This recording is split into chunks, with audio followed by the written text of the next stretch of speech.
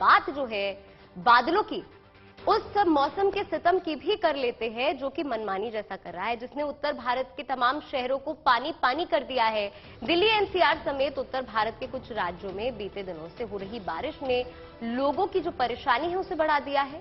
आसमान से गिर रही बारिश की बूंदें रुकने का नाम नहीं ले रही हैं। आमतौर पर अक्टूबर में इतनी बारिश नहीं होती है, लेकिन इस साल हो रही इस बारिश ने मुसीबत जो है वो बढ़ा दी है।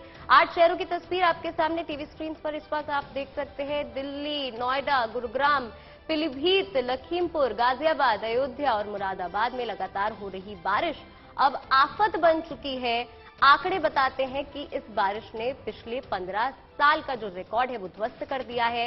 एहतियातन प्रशासन ने कई बड़े कदम उठाए हैं। यूपी, उत्तराखंड, हरियाणा और दिल्ली में बच्चों के जो स्कूल हैं वो बंद कर दिए गए हैं। मौसम विभाग की माने तो मंगलवार यानी कल तक मौसम में थोड़ा सुधार होगा। आज दिन भर हल्की बारिश होती रहेगी। दिल्ली एनसीआर की अगर हम बात करें तो आज रविवार और शनिवार के मुकाबले बादल कम परेशान करेंगे। तो टीवी स्क्रीन पर आप देख सकते हैं तमाम तस्वीरें। शनिवार सुबह से लगातार मूसलाधार बारिश हो रही है, तो मुसीबत का सबब भी बनी हुई है, चाहे दिल्ली हो या एनसीआर।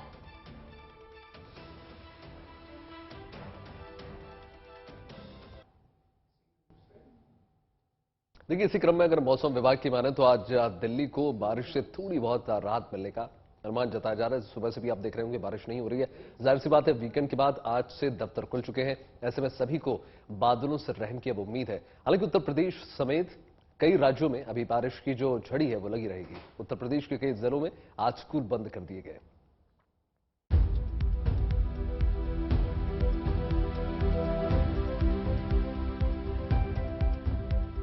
कई दिनों तक कभी कम तो कभी ज्यादा बारिश के बाद दिल्ली और एनसीआर के लोगों को अब राहत मिलने वाली है।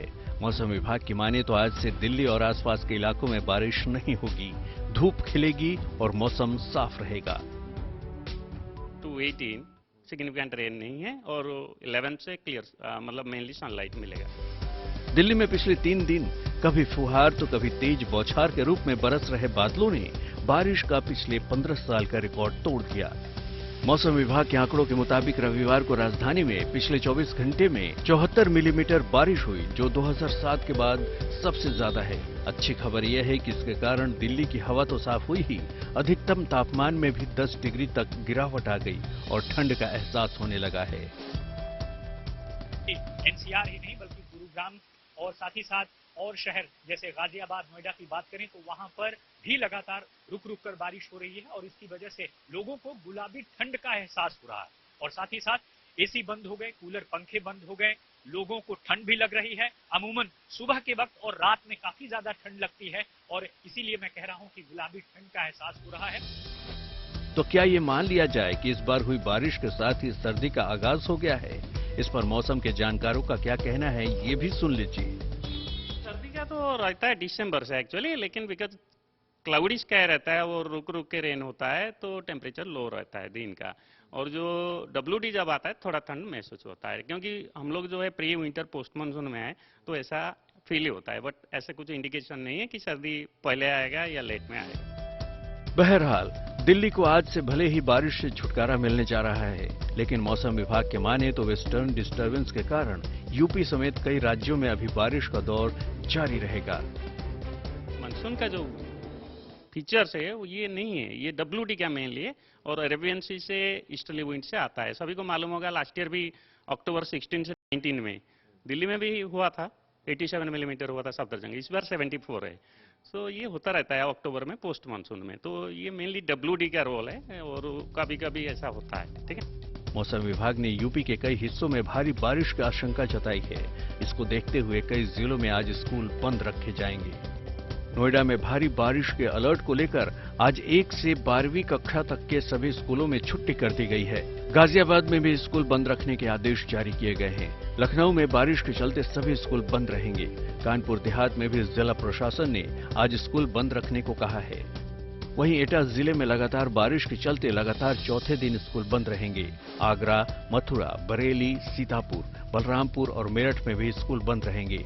अलीगढ़, बिजनौर, अमरोहा, बदायूं, बहराइच और इटावा में भी स्कूलों में छुट्टी रहेगी। लगातार भीषण बारिश के कारण उत्तर प्रदेश में सैकड़ों गांव सैलाब से प्रभावित हुए हैं। इन इलाकों को मौसम की मेहरबानी का इंतजार है। वहीं मौसम विभाग ने यूपी के अलावा उत्तराखंड, पूर्वी मध्य प्रदेश, पूर्वी राजस्थान, पूर्वी गुजरात, कोंकण, कर्नाटक, तमिलनाडु, पुडुचेरी, सिक्किम, मेघालय, असम और अरुणाचल प्रदेश में भारी बारिश की चेतावनी जारी की है। यानी इन क्षेत्रों में अभी बरसात जारी रहेगी। दिल्ली से सुशांत मेहरा और राम किंकर सिंह के साथ bureau report, good news today. मैदानों की बारिश तो आपने देख ली, चलिए अब रुख पहाड़ों का कर लेते हैं। उत्तराखंड के चमोली में सिखों के पवित्र तीर्थ स्थल श्री हेमकुंड साहिब का जो कपाट है आज बंद हो रहा है, लेकिन लगातार हो रही बर्फबारी यहां श्रद्धालुओं के पहुंचने में अड़चन पैदा कर रही है। नीति घाटी में भी बर्फबारी शुरू हो गई है। वहीं पिथौरागढ़ की ऊंची चोटियों पर हुई बर्फबारी से यहां भी सफेद चादर बिछी हुई नजर आ रही है।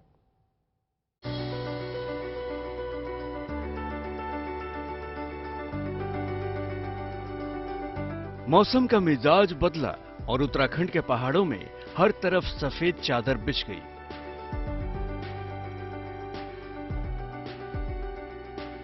जिधर नजर दौड़ाइए यही नजारा देखने को मिल रहा है। पेड़ पौधे, गाड़ी से लेकर टेंट और भवन तक हर तरफ सफेद चादर। चमोली में 3 दिनों से हो रही बारिश और बर्फबारी ने यहां के नजारे को पूरी तरह बदल कर रख दिया है।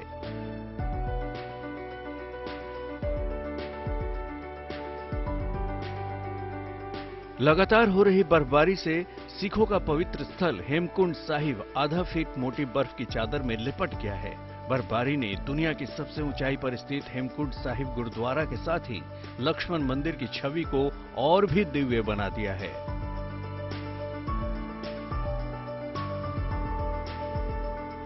लोग इस बर्फबारी का आनंद भी उठाते दिख रहे हैं। हालांकि ठंड बढ़ने से लोगों को मुश्किलों का सामना भी करना पड़ रहा है। 15,210 फीट की ऊंचाई पर 16 किलोमीटर की खड़ी चढ़ाई के बाद यहां बर्फबारी में पहुंचना आसान नहीं है। यहां साल भर में 8 महीने बर्फबारी के चलते कपाट सिर्फ 4 महीने के लिए ही खोले जाते हैं।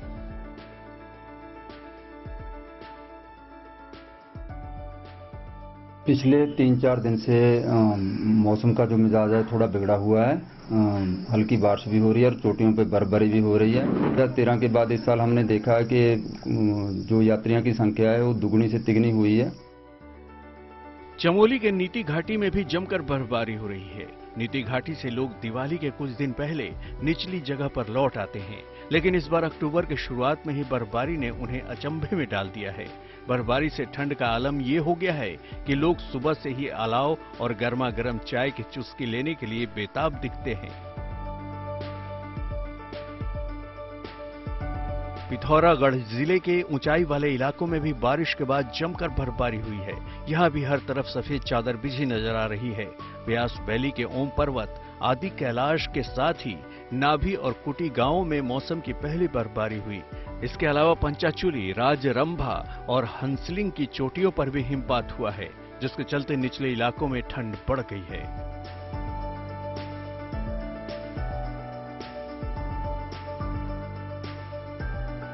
केदारनाथ धाम की चोटियों पर जमकर बर्फबारी तो मंदिर परिसर वाले इलाके में बारिश हो रही है। बारिश के चलते यहां अचानक ठंड बहुत ज्यादा बढ़ गई है, लिहाजा लोगों को बारिश से बचने के लिए रेनकोट और छाते तो ठंड से बचने के लिए गर्म कपड़ों का सहारा लेना पड़ रहा है। ठंड और बारिश के बीच बाबा के दर्शन के लिए श्रद्धालुओं को कतार में लगना पड़ रहा है। केदारनाथ धाम के अलावा पूरे रुद्रप्रयाग जनपद में हो रही बारिश ने लोगों की परेशानी बढ़ा दी है। चमोली से कमल नयन, पिथौरागढ़ से राकेश पंत के साथ रुद्रप्रयाग से प्रवीण सेमवाल के साथ bureau report, good news today.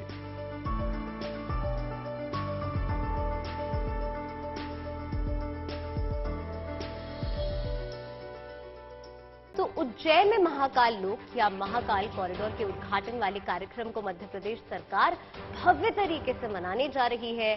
350 crore की लागत से तैयार हुए इस मंदिर कॉरिडोर का उद्घाटन करने प्रधानमंत्री नरेंद्र मोदी 11 अक्टूबर यानी कल उज्जैन पहुंचेंगे। पीएम मोदी के दौरे को लेकर शहर में दूसरी तैयारियां भी जो है वो पूरे जोरों शोरों पर है। खुद सीएम शिवराज सिंह चौहान उद्घाटन समारोह की तैयारियों की देखरेख कर रहे हैं। शहर में खंभों को रंग बिरंगे झंडों से सजाया जा रहा है। इसके साथ ही हरि फाटक फ्लाईओवर को रोशनी से सजाया गया है। महाकाल लोक के दिव्य और अलौकिक रूप को देखकर आपकी नजरें नहीं हटेंगी। कहा जा रहा है कि इस कॉरिडोर के निर्माण के बाद धार्मिक पर्यटन को काफी ज्यादा बढ़ावा मिलेगा। कॉरिडोर के बनने से उज्जैन शहर में महाकाल के भक्तों की संख्या दोगुनी हो जाएगी। अभी हर साल 3 करोड़ के करीब जो लोग हैं वो यहां महाकाल के दर्शन के लिए आते हैं।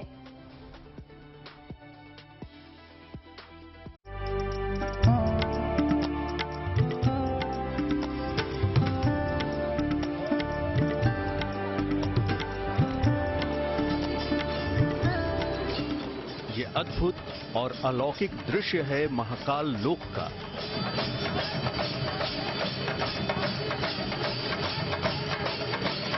जिसका प्रधानमंत्री नरेंद्र मोदी मंगलवार को लोकार्पण करेंगे। महाकाल लोक के लोकार्पण के लिए भव्य तैयारी की जा रही है।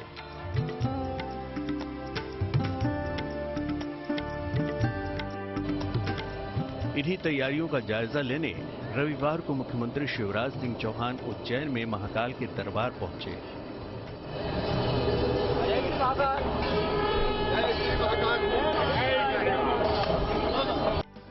यहां उन्होंने महाकाल के दर्शन कर उन्हें माला अर्पित कर उनका आशीर्वाद लिया।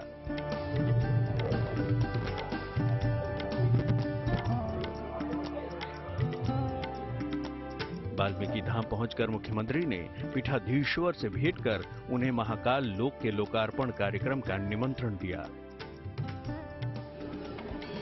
और फिर निकल पड़े महाकाल लोक के लोकार्पण की तैयारियों का जायजा लेने।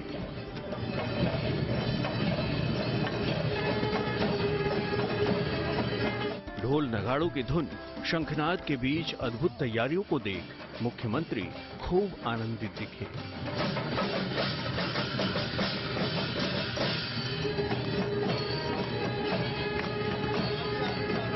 जो हमारी सांस्कृतिक अभ्युदय का काम है, भारत का सांस्कृतिक पुनरुत्थान हो रहा है।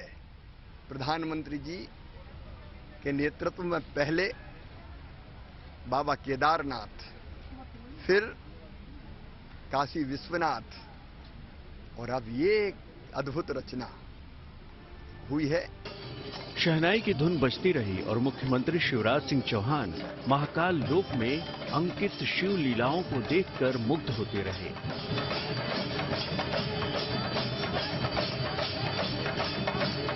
कि महाकाल महाराज की इच्छा से ही ये काम संपन्न हुआ है और उनकी कृपा बरसेगी। और अद्भुत आनंद का विषय ये है कि स्वयं प्रधानमंत्री जी अपने हाथों से श्री महाकाल लोक का लोकार्पण महाकाल महाराज को ही करने पधार रहे हैं। चारों तरफ आनंद है, उत्सव है, उल्लास है, प्रसन्नता है और पूरा प्रदेश सज रहा है। महाकाल लोक का जायजा लेने के बाद इसके लोकार्पण की जानकारी देने के साथ ही मुख्यमंत्री शिवराज सिंह चौहान ने जनता से भी एक विशेष अपील की।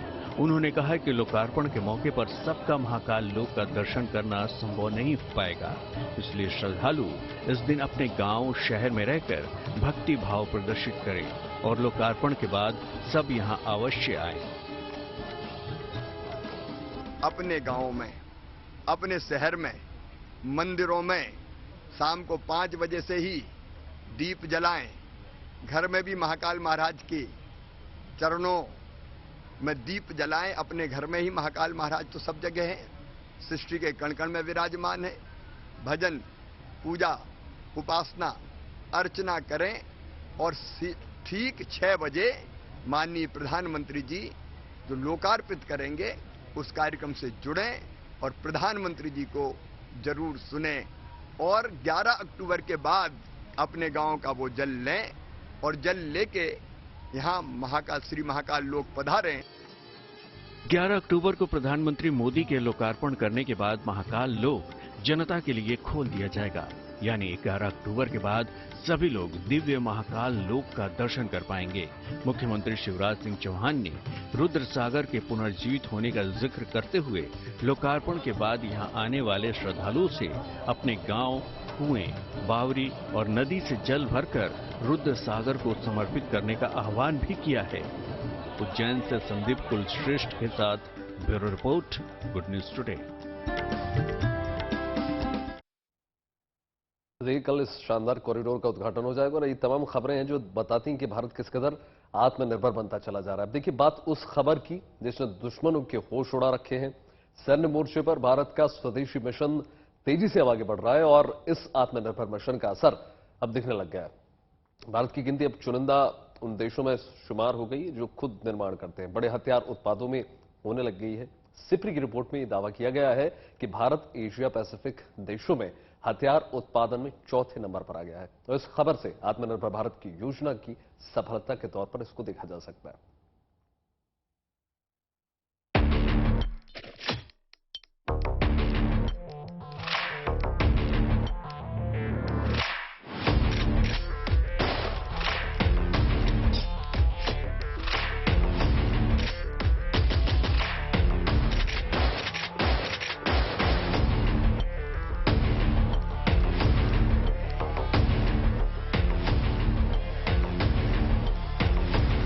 रक्षा क्षेत्र में आत्मनिर्भरता के मामले में भारत की बड़ी छलांग।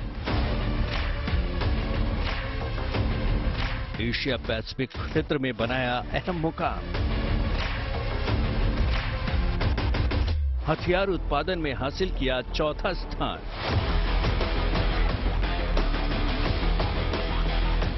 इंटरनेशनल पीस रिसर्च इंस्टीट्यूट यानी SIPRI ने भी अपनी ताजा रिपोर्ट में इसकी पुष्टि कर दी है। रिपोर्ट में रक्षा उत्पादन में आत्मनिर्भरता के मामले में हिंदुस्तान को एशिया पैसिफिक रीजन में चौथा स्थान दिया गया है, जो भारत के लिए बड़ी उपलब्धि है।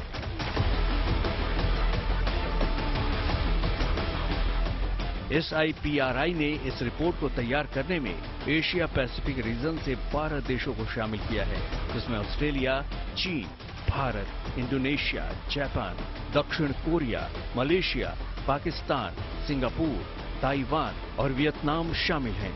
इस रिपोर्ट में चीन को पहला स्थान, जबकि जापान को दूसरा स्थान और दक्षिण कोरिया को तीसरा स्थान दिया गया है।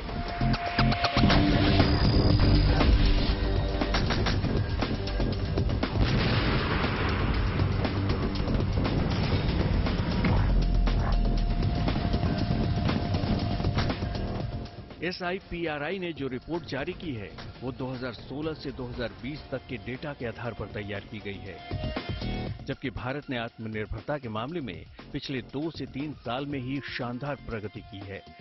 ऐसे में चौथे स्थान पर काबिज भारत भविष्य में होने वाले दूसरे सर्वेज में बढ़त बना सकता है।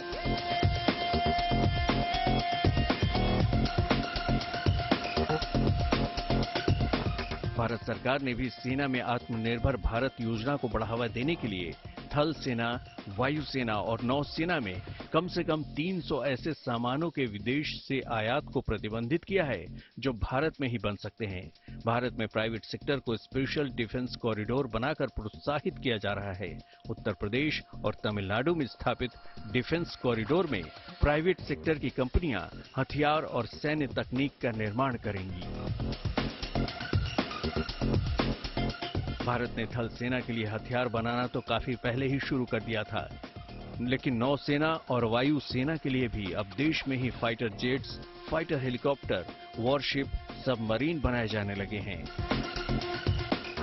थल सेना के लिए राइफल और ड्रेस से लेकर अत्याधुनिक टैंक तक देश में ही बनाए जा रहे हैं। अगर मिसाइलों की बात करें तो आकाश, नाग, अग्नि और पृथ्वी जैसे कई स्वदेशी मिसाइल दुश्मन का काम तमाम करने के लिए काफी हैं। वायुसेना में स्वदेशी लड़ाकू विमान तेजस ने जो मुकाम हासिल किया है, उसका जवाब कई देशों के पास नहीं है। स्वदेशी प्रचंड हेलीकॉप्टर भी अपनी गर्जना से दुश्मनों के कैंप में थरथराहट पैदा कर रहा है, जबकि नौसेना के तर्कश में शामिल कई स्वदेशी युद्धपोत और पनडुब्बियां अपनी जाबाजी साबित कर रही हैं।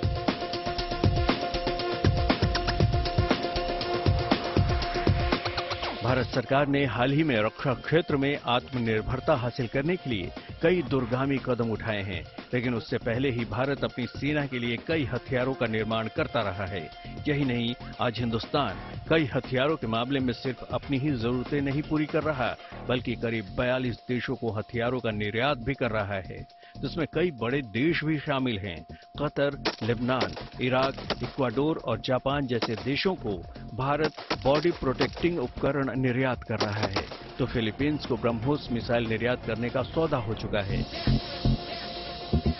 मलेशिया ने 18 तेजस विमानों का ऑर्डर दिया है। इसके अलावा अर्जेंटीना, इजिप्ट और फिलीपींस भी तेजस विमान खरीदने की इच्छा जाहिर कर चुके हैं। यही नहीं, भारत को मिसाइल, रॉकेट और गोला बारूद के लिए आर्मेनिया से $245 मिलियन का ऑर्डर मिला है। सरकारी रक्षा कंपनियों को वित्तीय वर्ष 2023 तक अपने कुल राजस्व का 25% हिस्सा निर्यात के जरिए प्राप्त करने का लक्ष्य निर्धारित किया गया है। भारत फिलहाल सालाना करीब 17,000 करोड़ रुपए की रक्षा सामग्री का निर्यात कर रहा है। केंद्र सरकार ने अगले 4 साल में रक्षा निर्यात को दोगुना से ज्यादा करने का लक्ष्य रखा है। यही नहीं, 2030 तक रक्षा उद्योग में भारत को बड़ा प्लेयर बनकर उभारने का प्लान सरकार ने बनाया है। दिल्ली से अभिषेक भल्ला के साथ bureau report, good news today.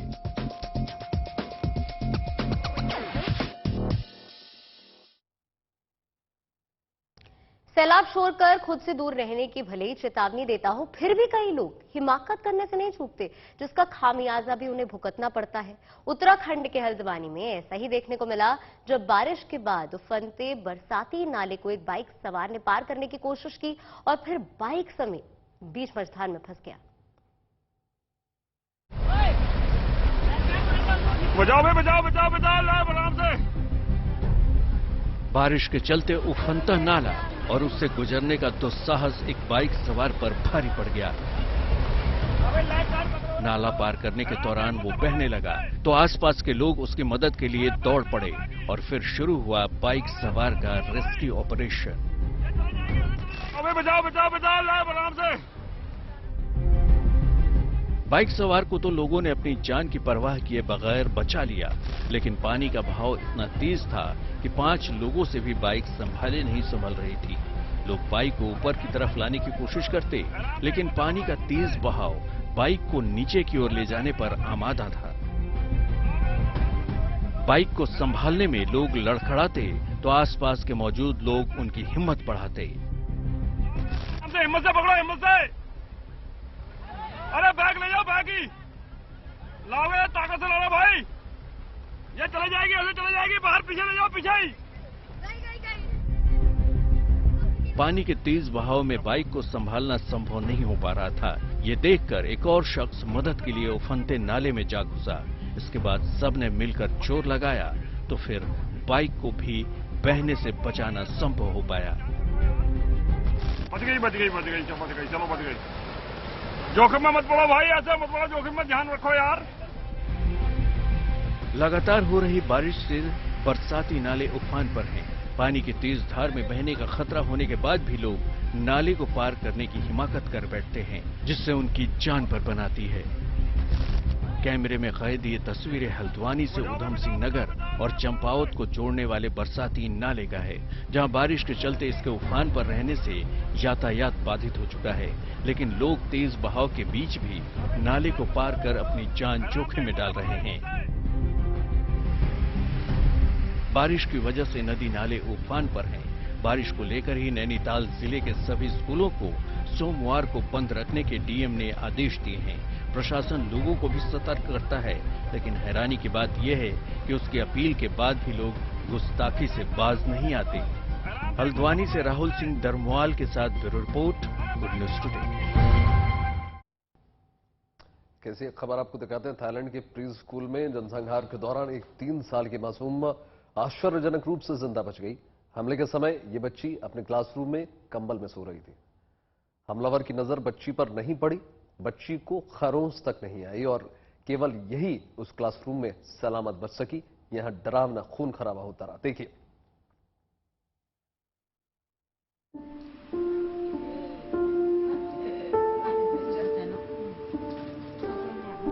अपने परिजनों के साथ खेल रही इस बच्ची को नहीं पता था कि 6 अक्टूबर को नर्सरी स्कूल में इसकी क्लासरूम में क्या हुआ था। थाईलैंड के नर्सरी स्कूल में जिस वक्त एक सिरफिरे पूर्व पुलिसकर्मी ने हमला करके बच्चों पर गोलियां बरसाई, उस वक्त एमी नाम की ये बच्ची वहां दीवार से सटकर कंबल के नीचे गहरी नींद में सो रही थी। 3 साल की इस मासूम बच्ची के लिए चंद पलों की गहरी नींद वरदान बनकर सामने आई। 22 बच्चे और उनके टीचर हमलावर की गोली के शिकार होकर जान गंवा बैठे, लेकिन उसी कमरे में सो रही ये बच्ची बाल बाल बच गई। इस बच्ची को क्लासरूम में हुई उस डरावनी घटना के बारे में कुछ भी पता नहीं है, क्योंकि जागने के बाद जब तक इसे कुछ भी समझ में आता, उससे पहले बचाव दल के सदस्य इसे वहां से हटा कर ले गए। เข้าไปดูก็เลยว่าอ้าวทำไมเด็กคนนั้นที่นอนไม่มีเลือดไม่มีคราบเลือดเขาก็เลยเดินข้ามศพเด็กไปดูก็เลยเห็นทีนี้น้องแอมกำลังลุกขึ้นพอดีแต่ตอนที่ลุกขึ้นน้องแอมหันหน้าเข้าผนังไม่ได้หันหน้ามาทางเพื่อนๆเพราะว่าน้องแอมจะนอนริมสุดน้องแอมจะนอนริมสุดแล้วก็เตจินจะนอนข้างๆน้องแอมก็คือที่ริมสุดเหมือนกันมันจะเป็น2 แถวที่เด็กนอนพอเขาเห็นเด็กตื่นแล้วเขาก็เลยเอาผ้าคลุมแล้วก็อุ้มเด็กออกมาตรงนั้นคือเด็กไม่รู้ว่าเกิดอะไรขึ้น बच्ची की मां का कहना है कि ये कभी गहरी नींद में नहीं सोती, लेकिन उस दिन खुशकिस्मती से इसकी जान बचनी थी, तो ऐसा संयोग बन गया कि गोलियां चलती रहीं, फिर भी ये सोती रही। बच्ची की सलामती से इसके परिवार वाले बहुत खुश हैं। वहीं सभी लोगों की संवेदनाएं यहाँ के उन बच्चों के परिवारों के साथ जुड़ी हैं जो सिरफिरे की गोलियों का शिकार हुए। लोग उस घटना में जान गंवा चुके बच्चों की आत्मा की शांति के लिए प्रार्थना कर रहे हैं। साथ ही इस नन्ही बच्ची के सुंदर भविष्य के लिए दुआएं भी मांग रहे हैं, जिसका बच जाना किसी करिश्मे से कम नहीं है। Bureau report, good news today.